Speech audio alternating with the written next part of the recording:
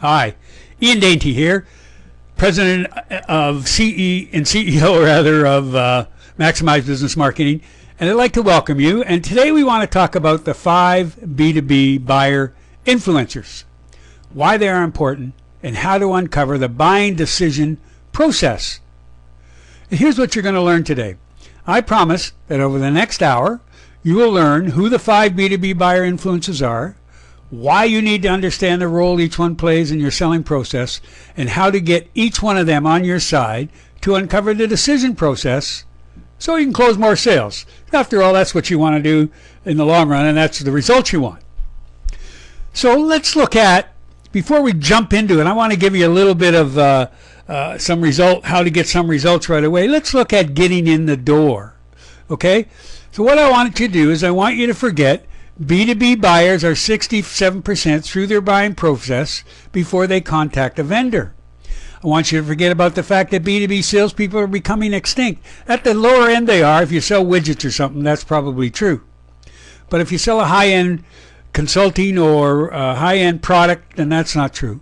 You shouldn't contact a prospect first. I certainly want you to forget about that because I believe that you truly have to do that. Okay, here's some of the issues you're going to run up against. Gatekeepers. So we're going to talk about that today a lot. Status quo, your biggest competition. And then you're going to have other competition you don't even know about. Differentiation. How do you differentiate yourself from your competition and the status quo? Price, you're going to run up against that a lot. Value and benefits. Now, I believe the sum of all your benefits equals the value. Plus, there's some other things you want to throw in there, too, that we'll talk about, and many other issues. So these are the kinds of things you're going to run up against in your B2B sales situation. So let's look at who this webinar is not for. If you're looking for a push-button answer to B2B sales, there isn't one. Trust me, I've been in it for over 40 years and there is not one. You don't like taking action or trying different but successful systems, okay? Again, no push-button sale. Anyone who wants their work done for them. Now, I do work with companies that do want their work done for them, but you know, it's the old story. If you give a person a fish, he'll have a meal. If you teach them how to fish, then they'll learn how to eat for a lifetime. So if you want the work done for you, I will do that. But this isn't really what this webinar is for. In essence, anyone who thinks there is a silver bullet and doesn't have to work to succeed. Now, I know you're here because you don't believe any of those things. So who is it for? Well, it's for B2B business developers, whether you're a VP or a salesperson or a marketer or a consultant who are willing to put in the time and energy to succeed because it's worth it. B2B business people who understand that building relationship takes time, but it's worth it. B2B business people, and again in here I include consultants and VP of sales, etc., who want to make hundreds of thousands of dollars or more. Obviously salespeople too. And B2B business people who want to grow their net worth and are willing to work to get there. You can make an awful lot of money in B2B sales. So let's go through it. I want to talk about today an introduction, excuse me, the 5 B2B buyer influences. A first bonus, how do you bypass the gatekeepers? Very important. The 5 pillars for B2B sales and marketing success, my program. Second bonus is a game plan, and then any Q&A that you might have, okay?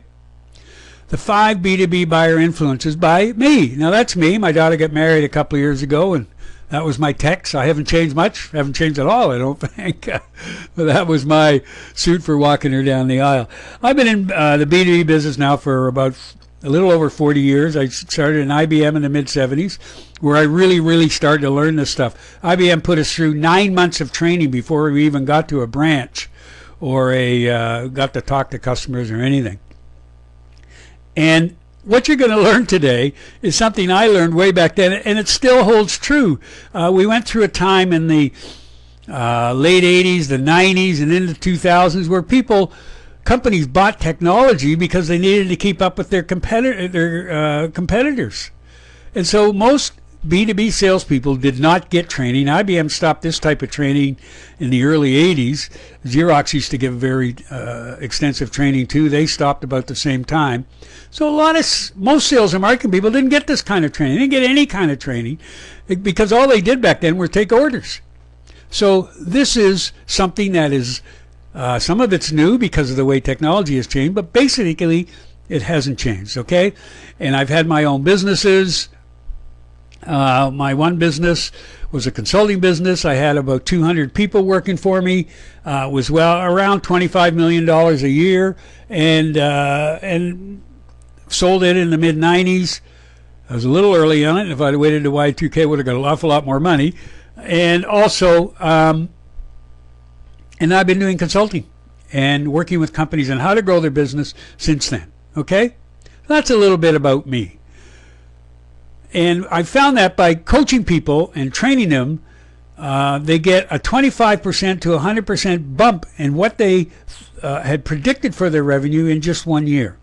Now, it varies, you know, between 25 and 100%, depending on the company and their size and the teams, etc. Okay, so let's look at how we do that. There are 5 B2B buyer influences. Gatekeepers we're going to talk about. A new one, researchers, users, decision maker, and the big one is your champion. Okay, how are these? So we're going to look at 3 important details: who each one of them is, why they buy and what they buy, and how to deal with each one of them. Okay, now I want you to understand that there could be one person in each of these 5 influencers, or it could be a committee, depending on what's going on in the world. So gatekeepers. Who are gatekeepers? Well, they're purchasing agents or procurement. I'm going to give you a little bit of, go into procurement a little bit more. They could be the financial people in your business or outside your business. Again, legal, inside or outside. Human resources, depending on what you're selling. The IT people, if you're selling an IT product, a computer product, etc., technology, telecom, they're interested. Engineering people are going to be interested.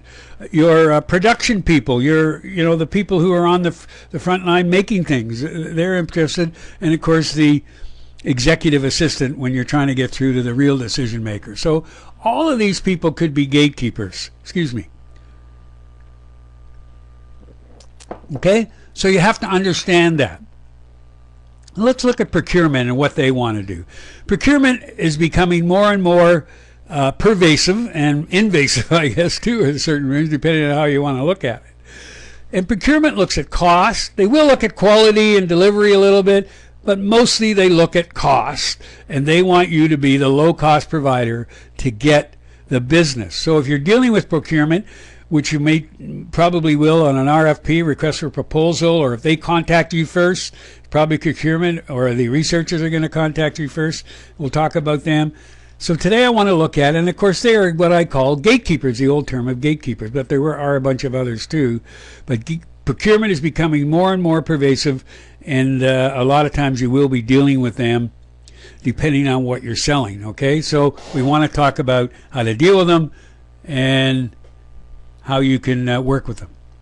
And gatekeepers ask, does this proposal fit the criteria we need? So they're given a bunch of criteria from whoever, and it could be the researchers or the users of your product. Does this proposal fit the criteria? Sometimes I call them box tickers because in some respects that's what they do. They got a whole list of criteria and you got to fit within them. So why and what do they look for? Well, they judge and measure your product, okay? Whether it fits into that criteria they were given. Do you meet the specs, specifications of what they've been given? They can make recommendations. They can't say yes. They can recommend you. They can't give you the final yes, but they can say no. And that's why you've got to get to know these people. Gatekeeper important details. You have to treat them like allies. Don't try and argue with them or anything like that. Certainly don't use a script when you're talking to them. Treat them like people. Look for subtle cues on your decision maker, little clues and cues. Cues on your decision maker. Gatekeeper is a wealth of knowledge, okay? So he or she or the group of them may give you some subtle clues about who the decision maker is. Engage with the gatekeeper. Don't try to, you can't avoid them or evade them, okay? You got to deal with them. So let's work out how. Do not sell to the gatekeeper. Remember, they can say no, but they can't say yes. Okay? So what you do is answer their questions and try and deal with them and get to know them a little better. In a program I have, I go into how to do all of that. Show confidence and ease and request their help. Say, look, I need your help. Nice to talk to you. Treat them like allies, etc. Okay? So these are very, very important details. You've got to work with gatekeepers, procurement in particular. The researchers are a new group that have come along, and they're like the old RFP people. But what they do is now, because you need to have all kinds of content and everything on your website, and when they decide, when a company decides that they need to look at different products or a product particularly, then they'll put together a team, okay? So they find you before you find them generally, which never happened in the old days before the internet. That's why content and SEO are important, because you need a lot of content so they can find you, and it needs to be search engine optimized so that they will find you, okay? That's why this is very important. They're usually appointed by the decision maker in some respects, so, and they're similar to gatekeepers, and there could be a whole bunch of them. There's usually 3 or 4, maybe 5 or 6 of them, and they're from different departments. They could be from IT, probably, from the department that needs them. They could be from finance, and maybe legal is going to be in there. So they're going to be from different departments to make sure they are really gatekeepers in a sense. So you've got to get to know them. And they make recommendations based on a set criteria like gatekeepers. So they are a form of gatekeepers, but they're also people you need to get to know. They're not really procurement in a way.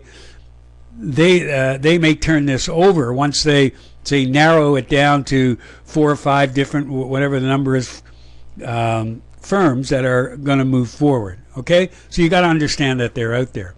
And researchers ask, like gatekeepers, does this company's products, your company's products and their services, fit the criteria we need? Okay, so how do you work with them?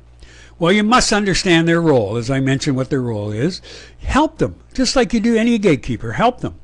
Go higher if possible, and we'll go through that. I do that in my program. How do you go higher in my coaching? And they could be different in every sale because they're appointed. Every sale is different that you want to make. So even, this has always been true, so you'll have different people recommending you, okay? So keep those things in mind. Now the users, who are they? Well, they're the people who use or supervise your products and services.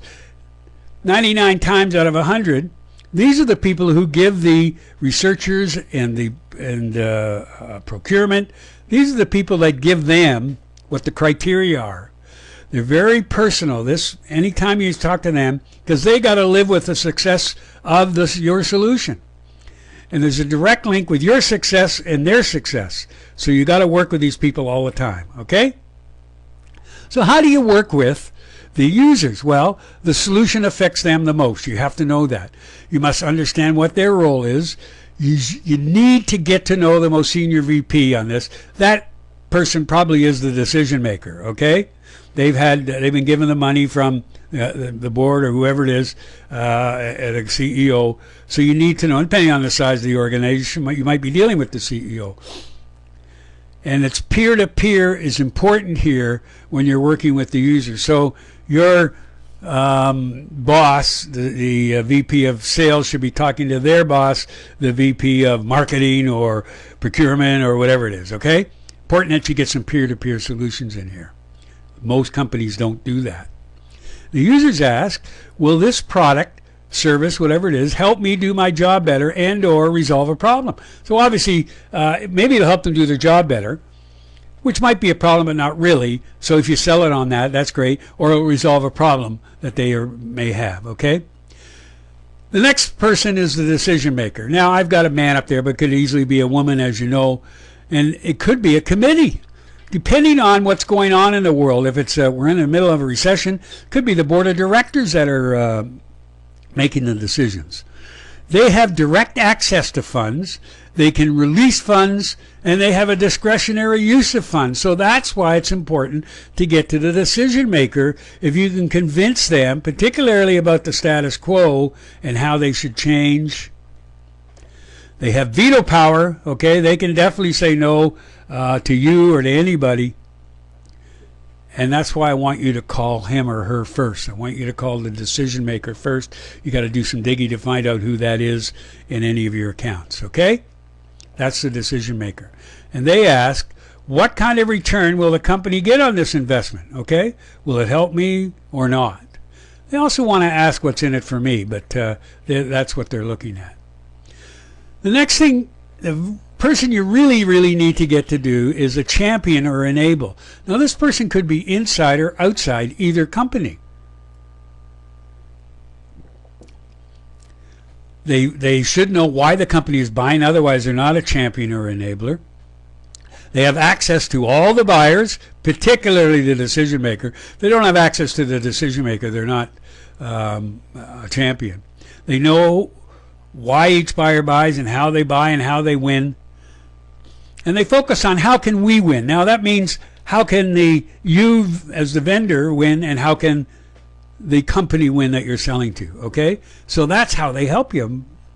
And the champions ask, how can we convince everyone that this is the right decision?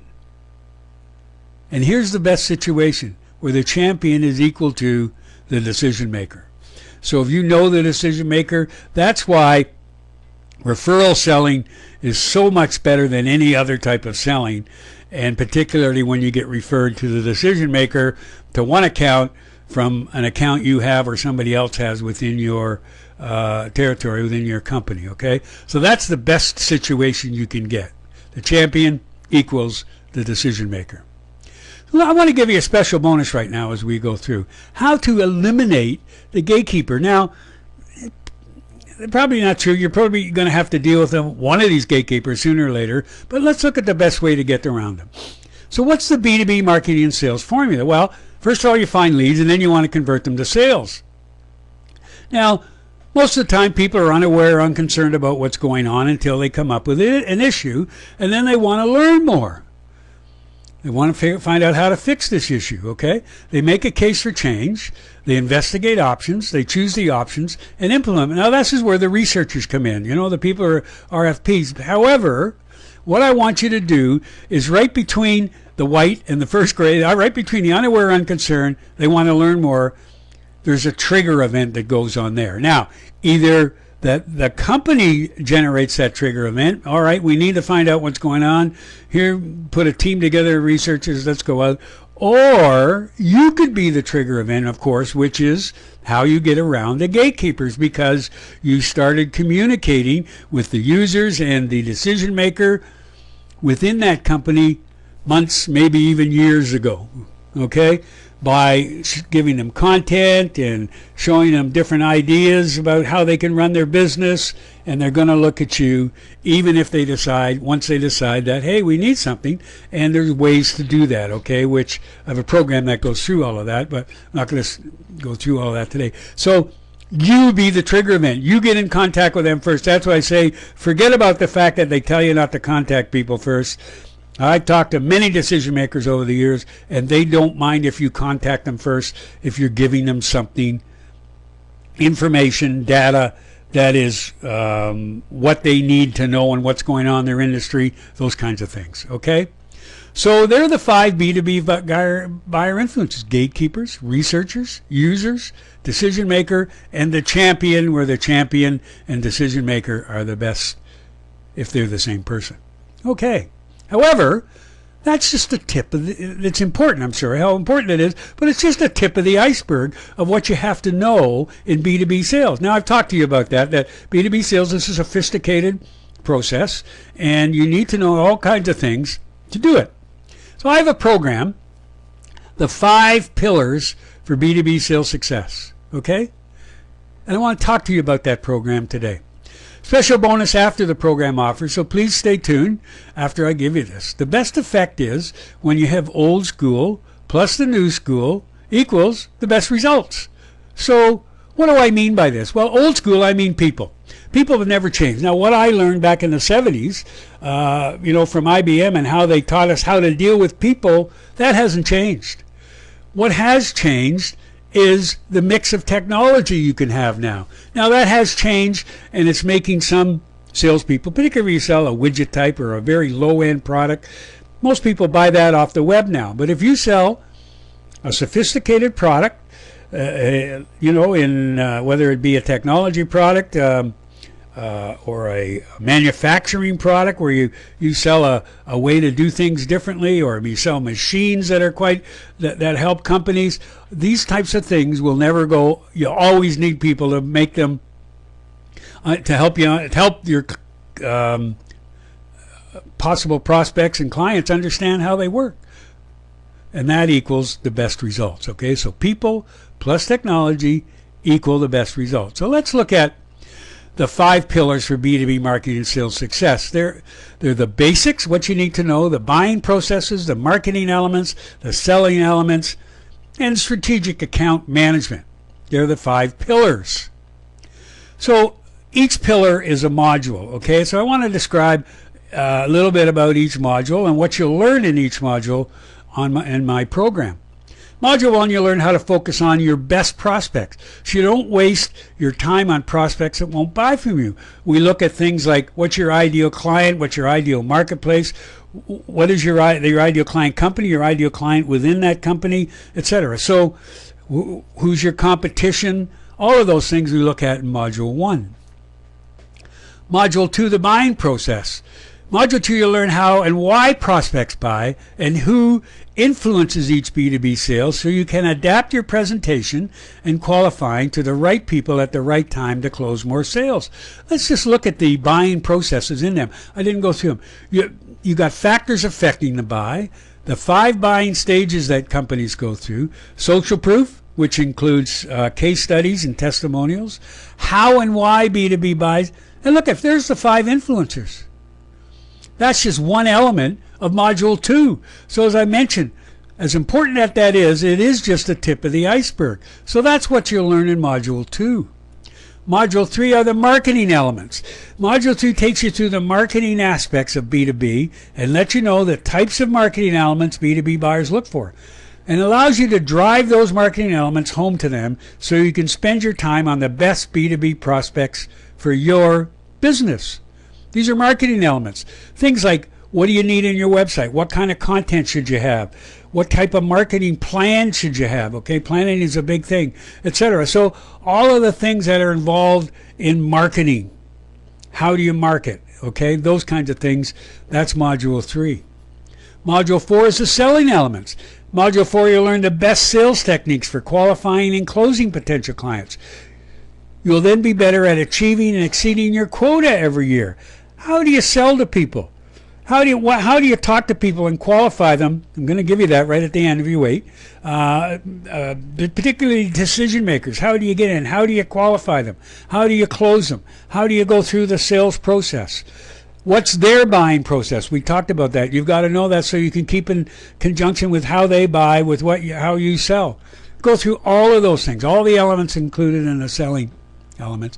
And Module 5 is the strategic account management. How do you grow a strategic account and know how to get more sales from your existing clients more often with better results? So how do you grow an account from a regular account to a strategic account? And once they become a strategic account, how do you work with them now? How do you build relationships with them? How do you get peer-to-peer selling so that you can make them a strategic account? And how do you get more business out of them? Particularly if you only got 1 or 2 products or services that you sell, I teach you how to get more business out of your strategic accounts. How to do that. I know a lot of people don't know that. Again, I learned this back 40 years ago. So this is really important, and I can teach you how to do this, okay? And I'm going to add 2 bonus modules. First module is Module 6. You will learn what I call the PARC systems, P-A-R-C, Planning, Analytics, Research, and Coaching. These systems are essential for you to become a star. By using these processes properly, you will sell more and make your clients advocates of your company. Now, these go through all the 5 pillars. How do you plan in each pillar? What analytics should you be looking at? What sort of research should you be doing? And what kind of coaching do you need in all of the 5 pillars in order for you to succeed? Okay, that's Module 6. And the other module we asked for Module 7, the client-facing team. You learn how to manage all of the people in your company who should and will have contact with your clients. You'll also learn how each of these people should work with each of your clients to draw more sales from each client. The client-facing team includes people like the salespeople, the marketing people, the customer service people, client service people, your executives, delivery people, etc. So there's a bunch of people that you need to know. And how does everybody build those relationships? And I show you how. It's a process that I've never seen anybody else use before, and it really shows you how to build those relationships, how everybody in your client builds their relationships, peer-to-peer, how you get your CEO of your company, your VP of sales, to be talking to your particular client's VP, etc. And that's important. If you're the salesperson or main contact, whether marketing, sales, or consulting, this is important to you, and you need to know that. So, and then I'm going to teach you the 3 engagement traits. In this program, I'll also work with you on every element, including how to improve your ability to engage with CXO. There's 3 traits, 3 things that you got to do properly for you to engage properly with a CXO or with anybody within your client account. Okay? So that's just another bonus that I'm throwing in. So then it works out there are 7 factors for B2B marketing sales success. Okay? The 5 pillars, the PARC systems, and your client-facing team. So the program is this: the 5 pillars, the 2 bonus modules, the old married with the new program, people married with technology, and combining what works and what's new. Okay? How do you deal with people? How do you use the technology for a very reasonable fee? Now, I usually sell this for $2,000, $19.97. But you won't pay that much today. You only pay $9.97. Today you're going to pay $497, which is 75% off the regular fee. You'll see a button below this video where you can sign up for the program that's going to start next Monday. So, and the bonus, and if you buy the program before it starts on Monday, you'll also get 7 free consultations with me. Now, these are I usually charge about $300 an hour, although I never, I say an hour. God, it could be 3 hours when I deal with people, but I still only charge at $300 each time we talk. Times 7 modules is $2,100. Okay? That's included. So you get the 2 bonus modules. You get the PARC systems worth $197. The client-facing team worth $197. The total value of those 2, just those 2, is $394. Program starts Monday. You have Q&A every Thursday. There's 7 modules. It takes about 4 or 5 weeks to go through it because I give you a module on Monday. We talk on Thursday. Then I send you the next module. Then we talk on Monday, etc. So it's about 4 weeks that we go through it. And so about a month, and then you know everything. It consists of videos, templates, articles, plus the consultations, and at the end, you're a B2B expert, okay? Here's a couple of people that have taken the module to my program too, and what they've said. I highly recommend this program. From Bronwyn, she's a business owner in Australia, actually. It clearly draws on Ian's extensive practical experience in B2B sales, and I particularly valued the opportunity to ask questions related to my own business during the weekly Skype session. As I said, she's in Australia, so we communicated through Skype. Vikram, who's a chief marketing officer, so we had a business owner, and now we got a chief marketing officer from India. Shapes strategy, especially from the client's point of view, and clearly shows how to integrate marketing and sales. And here's Jamie, who's from the U.S., after taking your webinar and reading some of the initial documents that he's signed up for the program, I used some of these initial concepts and ended up closing such a large deal as 4 times my annual quota. Not with that one client, but totally. Closed one deal, 4 times his total annual quota. Yes, you read it right, 4 times. I was amazed at how testing out your concepts yielded such rapid success. I cannot thank you enough. I already got my ROI back without even getting too far into your course. I can only imagine what kind of success I will experience by the end of all the modules. Talked to Jamie recently. He's had to hire more people to help him with all the business he's getting. Okay? Plus, I give you 100% money back guarantee. Okay? And what that is if after 2 modules you don't think you're getting anything out of it and it's not worth it to you, then just say, I've had it, Ian. I don't see anything in this. I've never had anybody do that, but if you do, I respect that. And I'll give you your money back, and you get to keep those 2 modules. You know, am I in it for the money? Well, to a certain extent, of course I am. But I'm also really in it because I want to help you, and I know I can help you if you want to get help for this, okay? So I want to make sure that, you know, you get something through it, and if you don't like it, then say, okay, I've had enough. Okay. Now your thoughts maybe are, wow, that looks like a lot of work, Ian. I don't know if I can do all of that. I don't have the time to learn all of that. I have a quota to meet. I'm going to find a new profession. I hope you're not doing that, but some people say that. Or I can do this, and I want to do it because I want to be one of the ones that makes hundreds of thousands of dollars selling, which is what you can do in B2B sales, okay? If you can't, then you're with the wrong company, but I don't want to get into that right now. But if you make your quota and are doing well, you should be making a minimum of 100 grand a year, or pounds or whatever it is you get paid in, okay? I think you can do this. My thoughts about you. Well, you're obviously really serious about getting more business the right way, and I just want to take some time to acknowledge and congratulate you for that. You've come this far. Most people never take the time to educate themselves the way you have today. You're online, you're watching this, and you really have the commitment and determination to do this now. That's why you're perfect for this program, the 7 factors for B2B sales success, including the 5 pillars, the 2 bonus modules, the consultations we give you all the time, every week. Okay, it's specifically for people like you who want to grow your business the right way, because you want to see your net worth grow, hundreds of thousands of dollars, and even millions. There are people who make millions of dollars in B2B sales, and you want to become successful at it no matter what you do. Program, again, is usually offered at around $2,000. You only pay $497. Includes 2 bonus modules. 2 together add up to $397. $2,100 worth of consultations. $44.94 worth of programs for only $49.7. 11% for what you would normally pay. So here's a special bonus I want to give you, called the GAIM plan. And that stands for Goals, Afflictions, Impact, and Meaning. Now this is the one where Jamie used, and he got a lot of good results out of it. Instead of going up to a client and you walk into a decision maker and decision, so what do you want to sell me today?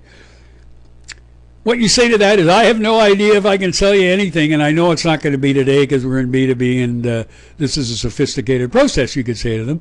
But what I want to do today is just get some information from you, if you don't mind, now that we've got this meeting, to give you some information about us and about, you know, what we do for businesses like yours. But first of all, I'd like to know what you want to achieve this year. What are your goals this year? And that'll give me an idea whether we, can move forward. So you talk to them about their goals. And then you say to them, okay, what have you tried to do, and what issues have you run up against? What problems, afflictions, issues, problems, roadblocks, etc. So ask them that. And then you ask them 2 questions about impact. The first question is, what does it mean to you if you don't reach your goal this year, this particular goal you're talking about? And they'll tell you. And what does it mean to you if you do reach your goal this year? That's the impact. Most people don't ask that question. You ask those 2 questions, they're going to say, wow, this person really isn't just trying to sell me something. They really want to know about what we're trying to achieve. And then you can talk to them about the meaning. The meaning says, here's our product and service. Here's how it can help you reach your goals. Now, this is, again, a sophisticated process. There's more to it than that. And we go through goal resolution and issue resolution, and how you can show them how your product and service relates directly to their goals. And that's another thing I go through in the program, okay? But if you start asking these questions, you're going to look like a business pro, not a salesperson. Particularly in consulting, and when you're selling high-end services, you need to know this, okay? We'll go through in a lot more detail in my program. So remember, you get $44.94 worth of program consultations. You pay only $4.97. Click the offer below. I guess that got changed up somehow. Take this opportunity to realize your goals. Get your goals. What's the meaning to you if you achieve your goals? I would imagine it's hundreds of thousands of dollars. So take this opportunity to realize your goals. Be a doer, not a dreamer. sign up for the program right now. Click below to go to the offer page. Okay? If you have any questions, please email me at ian@maximizebusinessmarketing.com, and I will answer all your questions. But the program starts on Monday, so please be sure you sign up for it by clicking the offer below. You've been given what everything is. And if you have any questions, again, thanks for attending. Thanks for watching this video. I look forward to working with you and serving you.